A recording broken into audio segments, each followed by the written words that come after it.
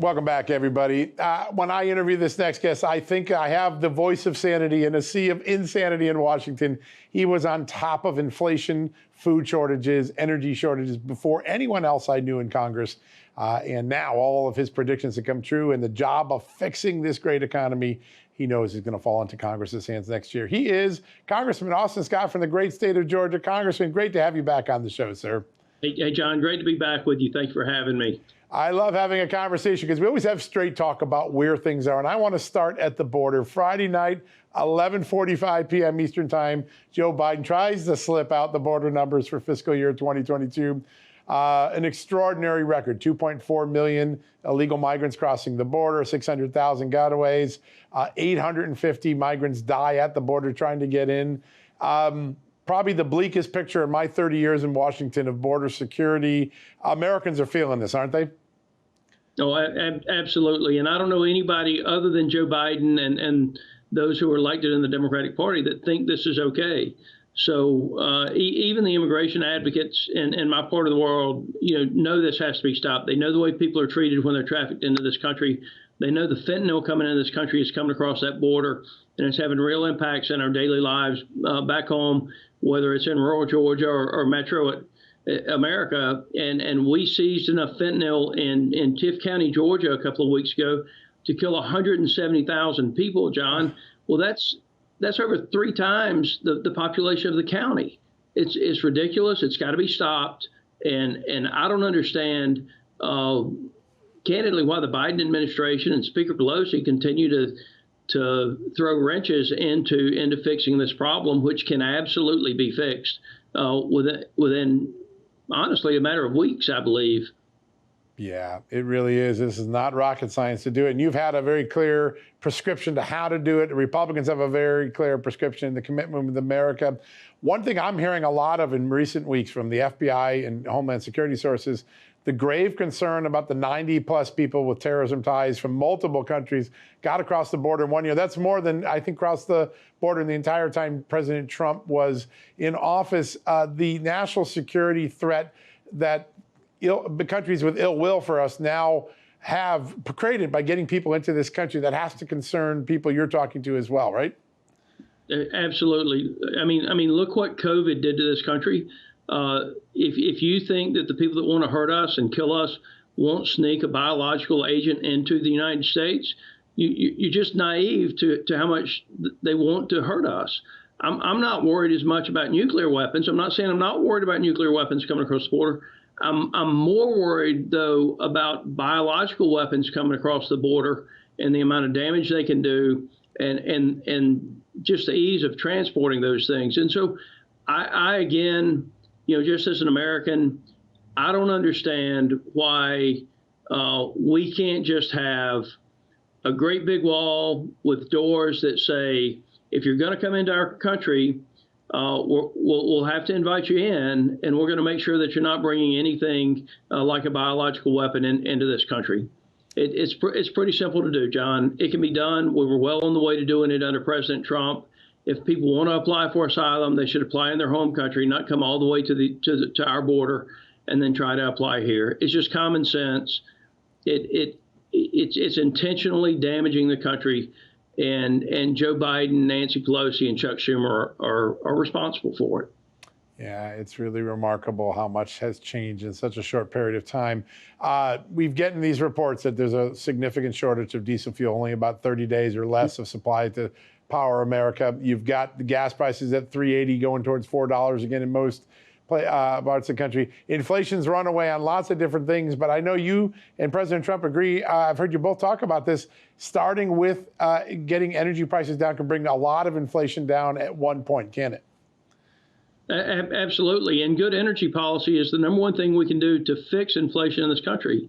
And so when we talk about food inflation, just remember, John, we put seed in the ground with diesel. I mean, that's a diesel tractor that's pulling the planters. It's a diesel tractor that's spraying the fields. It's a diesel tractor that's doing the harvest, and it's a diesel semi that is getting that harvest to whether it's the company that's making the cereal that we eat or the bread that we eat or any of the other things that we eat. diesel, the cost of diesel has a tremendous impact on inflation. It doesn't have to be this way. It does not have to be this way. You can do things that are good for the environment and be energy independent at the same time. The problem with the Democratic Party is they refuse to acknowledge that there are really good ideas out there that are not owned by Joe Biden and Chuck Schumer and Nancy Pelosi. We can be energy independent. We're going to have to achieve energy independence. It's obvious with what OPEC has done. It was obvious to most of us beforehand. But we can, and we'll do a better job of taking care of the environment as well, John. You gotta make sure the technology is there and the quantities of that technology are available to the general public. And it's simply, it's not there right now. So battery operated vehicles are not necessarily clean. It's just Joe Biden says they're clean, and so the libs jump all over that and say, well, I'm gonna go buy one of these cars with this dirty battery because the president says it's good for the environment. It's not good for the environment. It's just not. Yeah, such a great point. And yet there are really simple solutions like nuclear energy and natural gas that could bring down carbon emissions so much faster. Commitment with America has a big part of it that has a common sense climate plan that I think a lot of Americans are just starting to appreciate. Hey, that's pretty well thought out. I want to talk about something that isn't well thought out. Democrats have spent this entire election preaching to the American people what they should be thinking. Republicans, on the other hand, have been out listening. The listening tours that members of Congress and candidates, Carrie Lake in Arizona for governor, well, there's one party listening and the other party with its fingers in its ears preaching. That's probably going to come home to roost on election day, isn't it? Yeah, hey, democracy is pretty easy. If you'll remember that you've got two ears and one mouth, and you'll listen to what the voters are thinking, you can win elections. And as I'm down here and talking to people, it's the price of food, it's the price of fuel. John, people don't understand why their hard-earned tax dollars are being used to fund drag shows in Ecuador. And if they're being used to fund drag shows in Ecuador, then what else are they being used to fund? Why are their kids being exposed to the things that the libs that are in control of our colleges and our school systems are exposing our kids to at a very young age?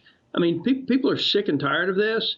And instead of actually listening to what the American public believes, Speaker Pelosi's out there literally just telling them that they're wrong, that they don't have the right to believe this because what they believe isn't consistent with what the Democratic Party tells them to believe. Yeah. That's the difference in us and them. We believe in freedom, personal freedom, and individual liberty. Those two things bring economic opportunity. And the Democratic Party, they want to control everything you do in your life, including what you think. And if you don't think the way that Speaker Pelosi and Joe Biden does, then, well, something just must be wrong with you, I guess. Yeah, exactly. And they don't believe your eyes line. That's the line that Democrats keep telling us. Don't believe what you see. It's really not reality. I don't know. I like to believe what my eyes tell me, so it's pretty crazy. I want to look at this fact because you and I were talking about such an important thing. We had record tax collections last year. The economy contributed lots to the American government. Still, we have $1 trillion deficit. How do we end up blowing that much money out? 40% of the deficit has occurred since Nancy Pelosi's been Speaker, and that's in 246 years of our country. Republicans going to get this under control? Absolutely. And look, I mean, we're going to have to be smart about the way we do things. John, we're going to have to pass a lot of small bills that are absolutely consistent with what the public wants. And so I see amendments coming to the spending that say, you know what, the State Department nor any other government agency can spend money on drag shows in Ecuador. Yeah. I think 99% of Americans don't think that their hard-earned tax dollars should be going to a foreign country to fund that type of show. I didn't believe it was true when I heard it. I had to go look it up, John. I was a little taken back that they had actually gone that far with the spending of our tax money. We have record tax revenues. We would have higher tax revenues if they would simply get their foot off the necks of the American business owners that are out there trying to make ends meet. They're crushing our economy with rules and regulations. And I can tell you, most business owners I know, they want to make more money, and if they're making more money, they'll gladly pay more in taxes.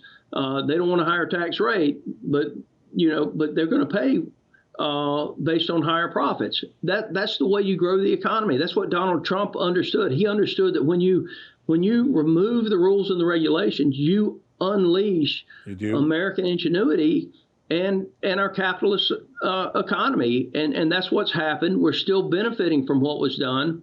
Unfortunately, what Biden is doing is trying to snuff out that growth with rules and regulations and interest rates and everything else that he's done to us. And at the same time continuing to increase spending. Well, we're going to cut spending, John. We spend too much money in this country. If we've got $4.9 trillion in tax revenue, then we should be aspiring to get to a $4.9 trillion budget. I'm not naive enough to think that we can do it in the course of 12 months. But I'll tell you, if you got record tax revenues and you'll get out of the way and you pass some good energy policy so that you continue to get a little bit of growth, if we have growth, marginal growth, and reasonable cuts in spending, we can get this budget balanced. I don't think it happens in 12 months, but I do think it can happen over the course of 3 to 5 years. I think most Americans nod their head when they hear you say that. They're in total agreement with you. Sir, it's such an honor to have you on. You're always a straight talker. It's always great to get solutions to. You always have a solution for what we're focused on. Really appreciate the conversation today, and I'm looking forward to the results in a couple weeks on Election Day. I am too, John. We're going to have some great freshmen coming in up there. We got veterans, we got business owners, we got people from all walks of life coming, and we're going to have a great freshman class, and we're going to have a great party when it's over with. A great Republican Party that's very diverse and just continues to move the ball in the right direction because we're listening to the American citizens and so telling them what to think. And a better economy, better security. People are going to like that as well. Sir, thanks so much for joining us, folks. We're going to take a quick commercial break. When we come back, the Republican U.S. Senator candidate in the state of Washington who is tearing things up, Tiffany Smiley. Could be a big upset in November. She's joining us next.